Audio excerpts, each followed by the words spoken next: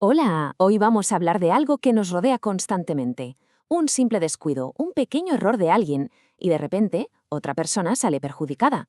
¿Qué pasa entonces desde el punto de vista legal? Vamos a explorar esa cadena de consecuencias y a ver quién, al final, tiene que hacerse responsable. La pregunta del millón, ¿verdad? ¿Quién paga cuando algo sale mal? Y no hablamos solo de dinero, ¿eh? Hablamos de justicia, de cómo una sociedad consigue restaurar el equilibrio cuando se produce un daño.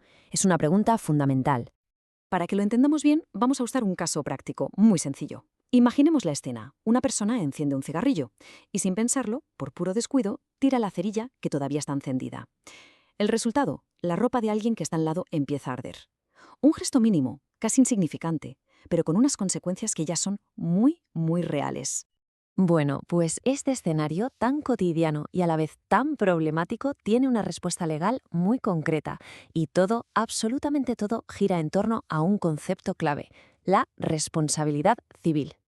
A ver, dicho de forma sencilla, la responsabilidad civil es eso, la obligación que tiene una persona de compensar a otra por el daño que le ha provocado. La idea de fondo es muy básica, un principio fundamental. Nadie tiene derecho a dañar a otro. Y aquí está el meollo de la cuestión. La ley lo dice claro, cada persona es responsable de lo que hace. Por tanto, si con sus actos lesiona el derecho de otra, pues la consecuencia es lógica. Tiene el deber de indemnizar. Fijaos que la palabra clave no es castigo, sino indemnizar, reparar. Se trata de restaurar un equilibrio que se ha roto. Pero, ojo, esto de la responsabilidad no es algo automático. Para que exista, la ley exige que se cumplan 3 requisitos, pero 3 requisitos indispensables. Es como una especie de checklist. Si no se marcan las 3 casillas, no hay caso. Vamos a ver cuáles son estos 3 pilares. Y aquí los tenemos, son estos tres. Primero, tiene que haber un hecho. Segundo, un daño que sea real y demostrable. Y tercero, un nexo causal que una a los dos anteriores. Si falta uno solo de ellos, ya podemos olvidarnos de la responsabilidad civil. Venga, empecemos por el primero. El hecho. Un hecho no es solo hacer algo, como tirar la cerilla. También puede ser no hacer algo que se debería haber hecho, o sea, una omisión. Y esto es muy importante. No hace falta que haya mala intención. Un simple despiste, una negligencia, un descuido es más que suficiente para que tengamos nuestro primer elemento.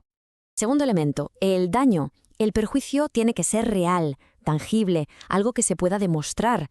Pensemos, por ejemplo, en un intento de robo que al final no sale bien. A ver, es un delito y tendrá sus consecuencias penales, claro. Pero si al final no se llevaron nada, no hay un daño patrimonial. Y si no hay daño, pues no hay responsabilidad civil que reclamar. Y llegamos al tercer elemento, que quizá es el más delicado, el nexo causal. No vale con que haya un hecho y un daño por ahí sueltos. El daño tiene que ser consecuencia directa, pero directa e inmediata, de ese hecho. Tiene que haber una conexión clara. Y esta idea es absolutamente fundamental. La conexión entre la acción y el resultado no puede ser una casualidad o algo rebuscado. La pregunta que siempre se hace un juez es, ¿fue esta acción la causa directa y principal de este daño? Para que esto se entienda perfectamente, hay un ejemplo clásico. Un taxista pega un frenazo brusco. Un pasajero que por desgracia estaba muy enfermo fallece a consecuencia del susto. Jurídicamente el frenazo no es la causa de la muerte. ¿Por qué? Porque esa acción, el frenazo, no mataría a una persona con una salud normal. Ese nexo causal, esa conexión, es demasiado débil. Así que, si volvemos a nuestro caso del principio, ¿qué tenemos? Lanzar la cerilla es el hecho. Que la ropa ardiera es el daño.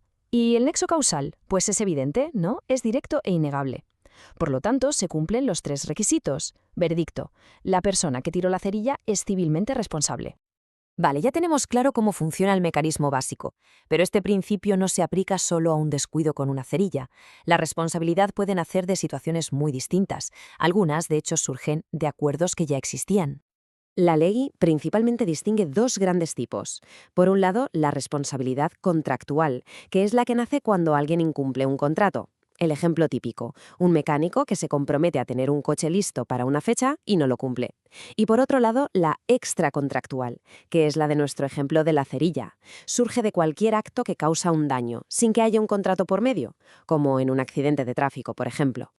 Y el alcance de esta idea es tremendo, ¿eh? Porque la ley dice que no solo somos responsables de nuestros propios actos, también lo somos de los daños que causen los animales que tenemos, del abuso que hagamos de un derecho, del riesgo que creemos al usar una máquina peligrosa o, incluso, de los daños que causen nuestros empleados en su trabajo. Muy bien, ya sabemos cuándo alguien es responsable. La siguiente pregunta es, ¿y ahora qué? ¿Cómo se repara ese daño? ¿En qué consiste exactamente restablecer ese equilibrio del que hablábamos? Pues la ley ofrece dos caminos, y lo más interesante es que la elección la tiene la persona que ha sufrido el daño. Puede exigir, si es posible, que las cosas vuelvan a su estado original, o bien puede optar por recibir una indemnización económica, un pago en dinero. Y cuando hablamos de dinero, la ley distingue entre daños y perjuicios. El daño es la pérdida directa, por ejemplo, lo que cuesta reparar el coche después de un golpe. El perjuicio, en cambio, es la ganancia que se ha dejado de obtener por culpa de ese daño. Por ejemplo, el dinero del alquiler que un propietario pierde porque un constructor no le entregó la casa a tiempo. Por lo tanto, si nos tenemos que quedar con una sola idea de todo esto, que sea esta.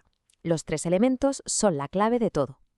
Para que exista responsabilidad civil, tiene que haber un hecho, un daño real y demostrable y un vínculo directo que los una, como una cadena que no se puede romper. Lo que nos lleva a una última reflexión.